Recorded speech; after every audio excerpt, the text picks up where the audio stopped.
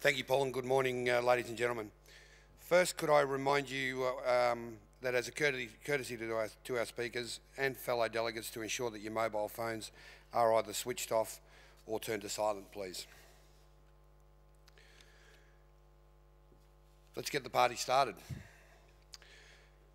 Lou Jardin was appointed Managing Director of SPA Australia in December 2010. Prior to this, Lou was the CEO of IGA Distribution for Metcash from 2000 to 2010. He has nearly 40 years industry experience, including owning and operating independent supermarkets and holding senior positions within chain store environments, as well as warehouse and distribution operations. He was with Coles Myer for 11 years before joining Metcash in 1997.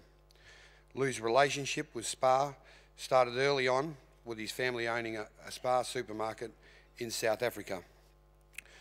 Lou owned his first SPA store at 19 years old. And ladies and gentlemen, today, to speak about the role and the important role that independents play in today's very competitive retail environment, could you please welcome Lou Jardin.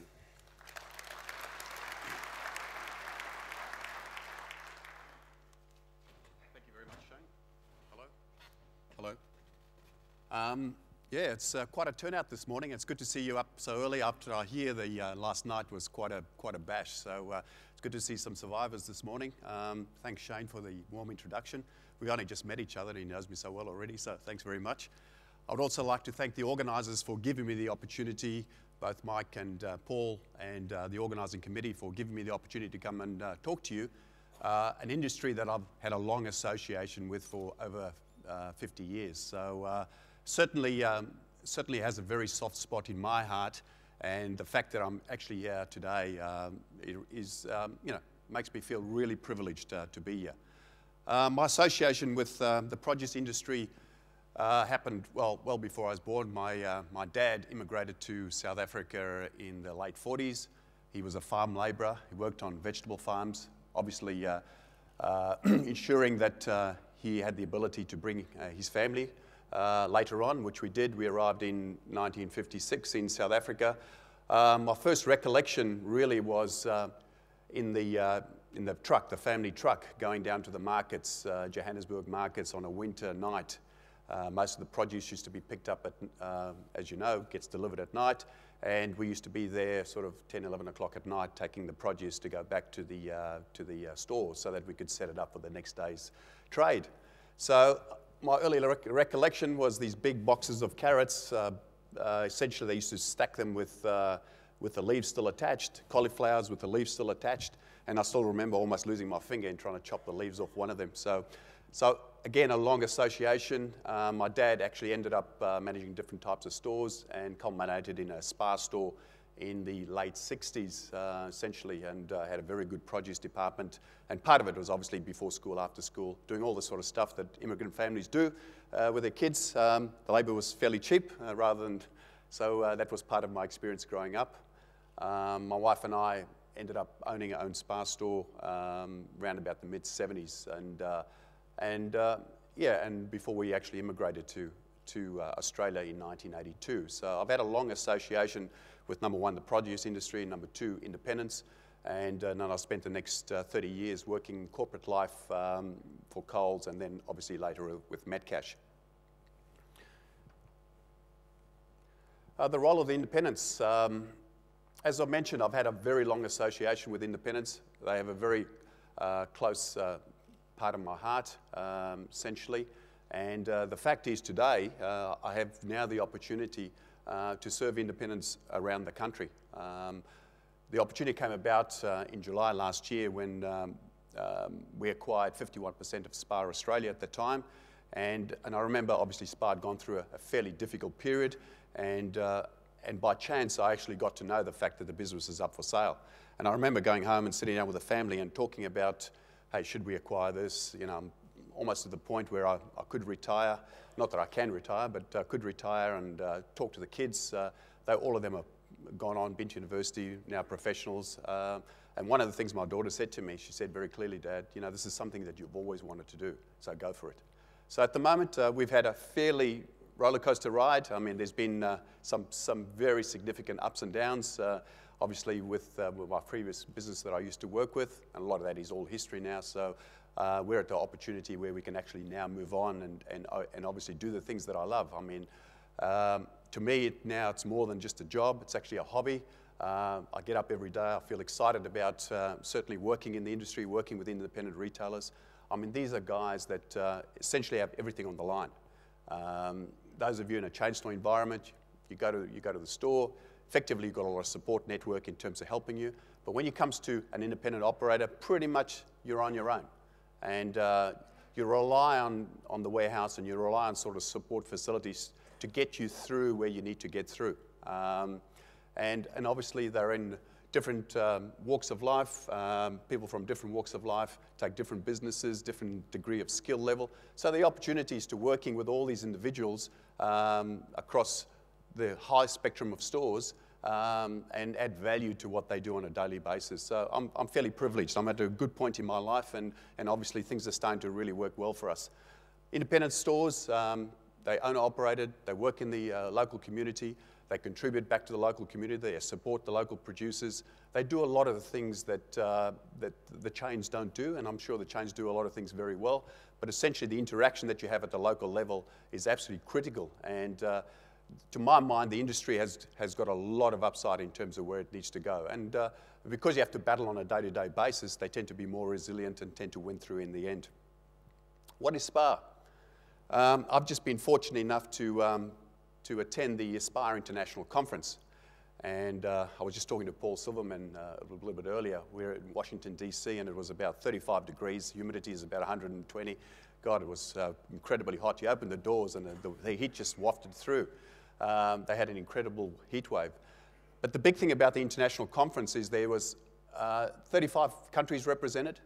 You had countries from South Africa, from China, from Russia, from Eastern Europe, Western Europe, and obviously the UK. The business is very, very large in the whole scheme of things. Their retail sales is somewhere in the region of $40 billion. They cover somewhere in the region of 15,000 stores.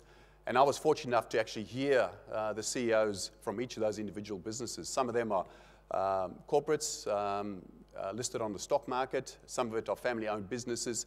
And there was an incredible cross-section between the two. And the big thing about the SPAR International Conference was that at the end of each presentation, the guys came up to you and said, hey, listen, this is ours. We want to share with you.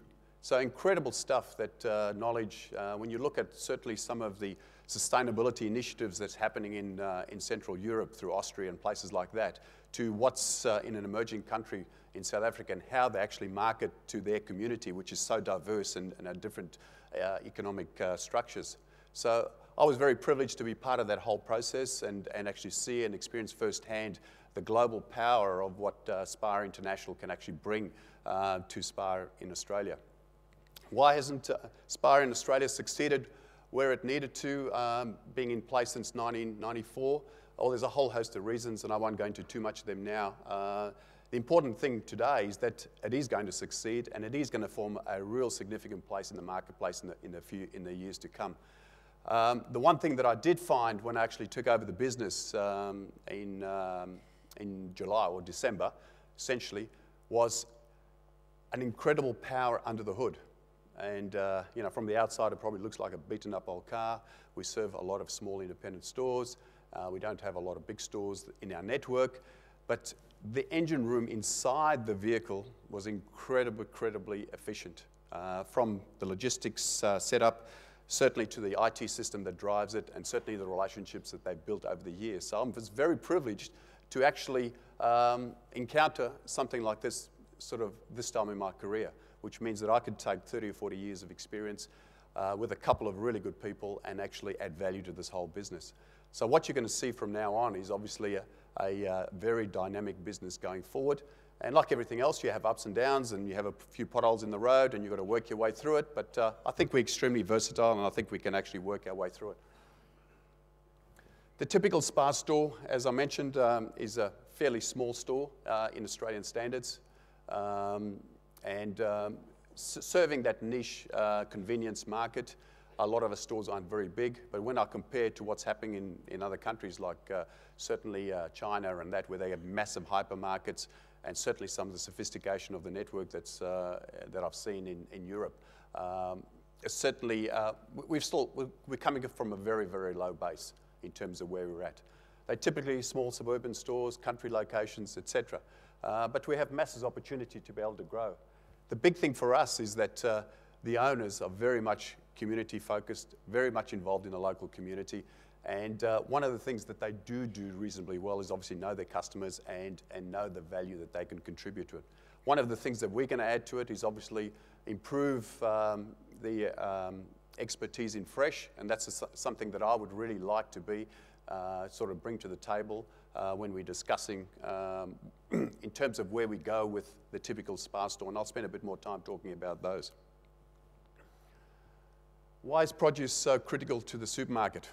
I remember going to my first Spar conference in 1976, and at that time I'd had a bit of experience in the business, but a chap by the name of Robin Burnhill basically stood up and actually spoke, and I'll never forget the words that he talked about. And he says, your produce department is the most critical department inside your store. It's a living, breathing department that needs to be nurtured and needs to be maintained to be able to give the opportunity for the consumer to come in on a regular basis. And that's the one department that consumer will come in every day if they are very, very confident with the offer.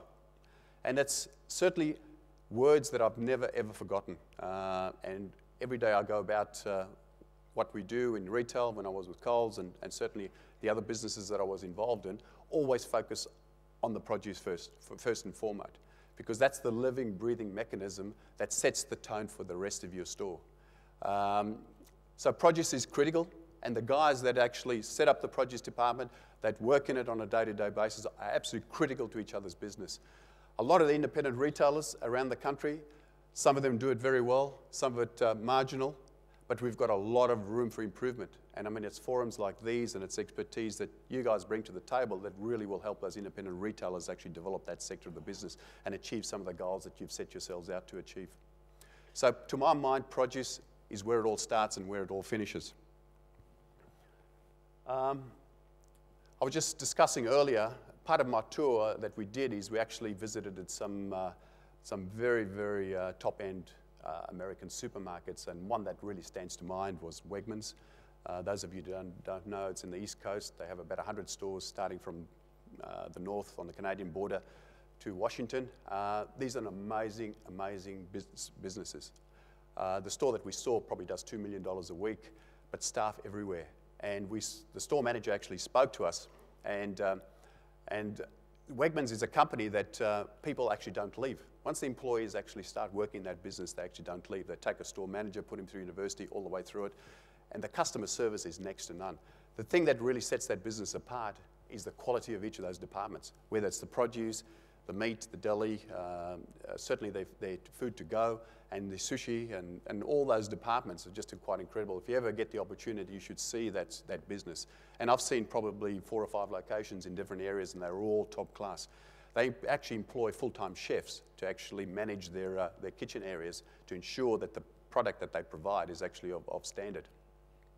The other store that obviously that really stood out is Whole Foods.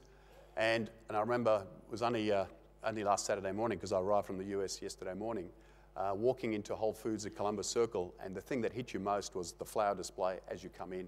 Just absolutely incredible. The whole wall was set up. You walk into the produce department, and they had cherries stacked this high. Kid you not. Cherries stacked this high, and that was the lead-in to that department. So it was obviously berries in season, so you had the big counter of strawberries and berries and really setting the tone for the whole department. And when you look at the fresh wall cabinet, where it was all stacked up with the greens, boy, didn't it make you want to shop in that store. And they had 2 stores in New York. One was in Columbus Circle, the other was in Soho. And Soho, different style of store, because obviously different catering to a different clientele, but essentially the produce department was the lead department as it walks into the store. Pity I can't show any pictures, because as soon as I pull up a camera, somebody was going to nab you and take you away, but so I couldn't show those pictures. But those pictures of those stores, and I've seen them quite a few times, really sit in my